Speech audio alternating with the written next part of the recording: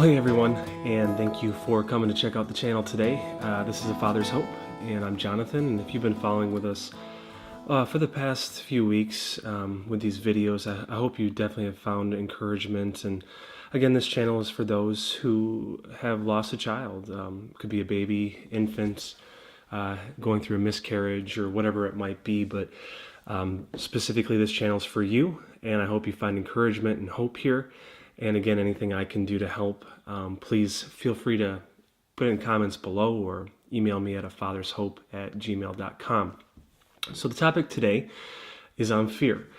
And fear is one of those topics it is really hard to talk about, but it's something that we all experience. And today I just wanted to go through a couple different things to kind of explain ways in we are fearful after losing a child, or things we're afraid of, what fear can do to us, and then just some helpful, practical things that I did, or things that I've heard that have helped other people when handling fear and going through this as well. So when we first talk about fear, what things are we fearful of? And I think a few that come across and that I've heard from others too as well is that you're fearful that you'll never be whole because this part of you has been lost, and you're just struggling with a lot of different stuff, and there's an emptiness that you don't feel can ever be filled, and there's a great fear in that, and I definitely understand that. Other ways in which I know people are fearful is trying again. And you might not be at that point in your grieving process or dealing with this, but when you get to a point to say, oh man, I can't go through this again, and I'm really afraid that if I do try, there's always this thought in my head and my heart that I know the reality of losing a child, and I know not everything is perfect. So there's a fear in that, and wanting to try again. And if we do try again, will everything come out okay? I think there's fear too of, if we move on, are we somehow forgetting about the child that we lost, or are we moving on to a point where we think that we're going to forget them? And I think that's something that there are some practical ways in which we can make sure that doesn't happen. And but I know those are constant fears as well too. And I think what I hear too a lot is a fear of being a failure. Like, this didn't work out, or we tried and we lost a baby, and I just feel like I'm a loser. I'm lost. I feel like a failure, and I just don't feel like trying. And I think those different areas, and obviously there's so many more, and I could probably spend a whole hour just talking about the different ways we're afraid, but those are a lot that I do hear. And so when we're dealing with these things, specifically with being afraid and in those different areas, so what fear then does to us, I think is something to discuss too, is because, okay, so if we are afraid of not being whole, not afraid of trying again, we're fearful of forgetting about our children and just being a failure. Well, when we're afraid, what that can do to us is it can shut the door on opportunity. And what I mean by that is, if you're afraid to try, and if we're afraid to look past the grief and be able to move on to some degree, and if we don't do that, we could be missing out on some really big things. And that's what I mean by missing out on certain opportunities, or this could flow into other areas of life. It's like, well, this happened, and this is the outcome, so I'm afraid of just really doing anything. And then we could be missing out on some really cool and amazing things as well too. So when we are fearful, we don't grow. We become stagnant. We can be isolated from other people, and we don't have that way to kind of move on. So we just kind of stay put where we're at. We look down and all of a sudden 5, 10 years down the road and we're like, what happened? Uh, Life just kind of passed me by and nothing's changed. And I feel like I'm in the same, exact spot that I was, previously.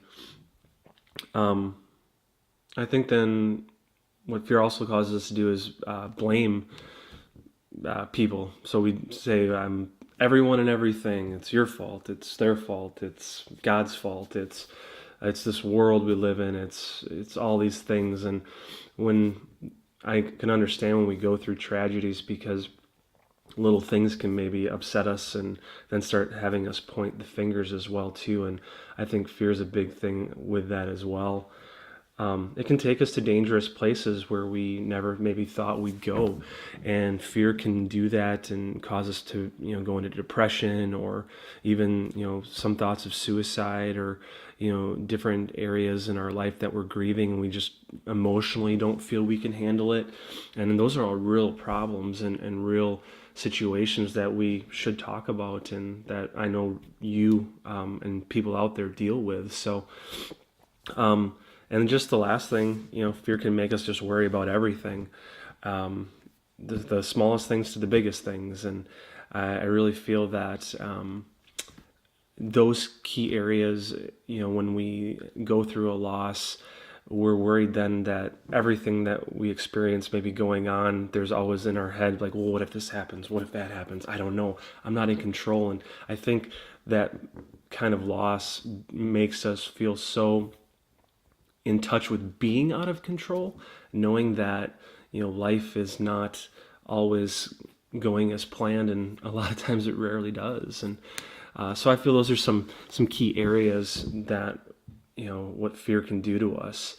And then lastly, as we kind of just briefly talk about this subject and really breach the topics, I'm just going to go over some really practical ways, and I think that we can really deal with some of these areas of fear. And I think these will be nothing that you probably haven't heard before, but I just want to give you an encouragement as well too. So starting out with some simple things is ways we make sure that we don't forget our kids, or the children that we've lost, or the babies that we've lost, is to make sure that we celebrate them and make memories of them, and make sure that we take time to celebrate their birthdays. And regardless of they're in heaven or not, they're special, they mean something to us, and there's love there.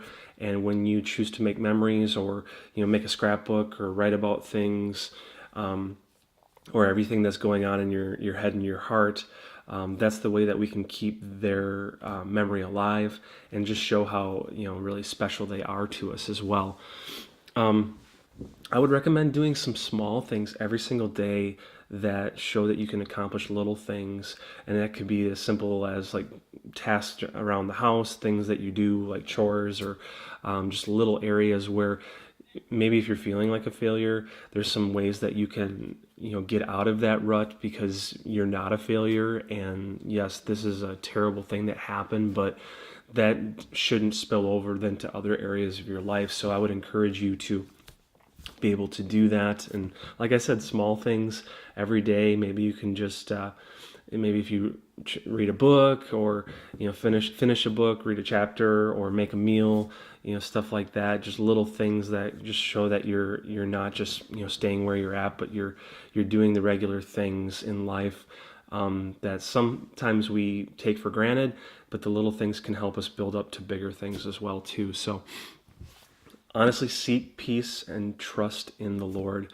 When I was going through this and I was very afraid, sometimes I just was on my knees praying and just saying, God, please help me. I need you. I don't know what's going on, and life is out of control right now, but I know that you're in control, and you're the only one that can get me through this. And he did. And I'm just so grateful for him being just such an amazing God and a good God. And to have that peace, really that passes all understanding, and talks about that in Scripture, and also talks about in Psalm 56, 3. So it says, when you're afraid, you put your trust in the Lord, in God whose word I praise, in God I trust and I'm not afraid. And I really believe that when we can put our trust in Him and really just rely on His Word and who He is and what He has promised, I think that can really help with us finding peace and really not being afraid in life. Some other things, just I have my notes and stuff too, so not everything's from memory, but simply put, try. And what I mean by that, it might sound very simple, but don't give up.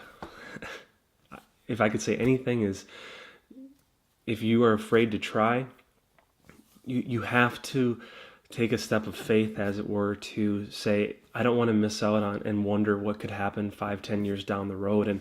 And I know that even, when Harper was born, my daughter, and she's 16 months now, yes, there's things in your heart and your head that say, hey, not every pregnancy is perfect, but I'm not going to miss out on what could be some of the best moments and times in my life because I'm afraid. And it's really hard to overcome that fear, but you can have people that surround you that can build you up, build relationships, have people that you really trust that you can put confidence in to say, I'm afraid of trying, but I need your help. I need you to pray for me. I need you to be there for me and just give me encouragement.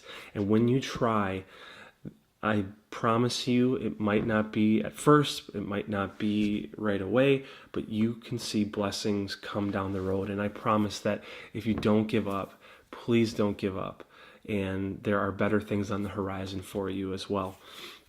And I would say one thing too is just realize that, and this is hard for maybe some people to understand sometimes or fully comprehend, and just depending on where you are at, if you have a relationship with the Lord. But my wholeness doesn't come from people or things in this world, but my wholeness comes from Jesus and what He can do to really make your heart whole. And that doesn't mean we forget about, the people that we've lost. We always hold them in our hearts, but just realize that this is not the end. There is a place where your loved ones are going to see you again if you do have that relationship with Jesus Christ, and how amazing that'll be, just being able to come together and everyone just gives a big hug to everyone else, just because we all missed each other so much. And I know that Caitlin's waiting for me again, and you've heard me say that before in other videos, but it's truly something that I believe. And I know that my wholeness is from Jesus, and even though Caitlin's gone, she'll always hold a special place in my heart. And that's what's truly amazing about what God can do in our lives as well too. So I hope some of the things I talked about, and I know I just covered a lot of stuff really briefly, but I really hope it helps you out. And if you do have any questions or comments, or maybe some stuff that I discussed maybe you don't agree with, or maybe you just want more dialogue with it, please feel free to reach out to me again at my email, afathershope@gmail.com. Otherwise, you can leave comments, and I'm always just willing to reach out and be able to help you out as well too. So I really appreciate you guys coming in to check out the channel. And again, anything I can do for you to encourage you, to build you up as you're going through this tragedy and just loss of your child, just please let me know. Thanks so much for watching, guys, and I will see you next week.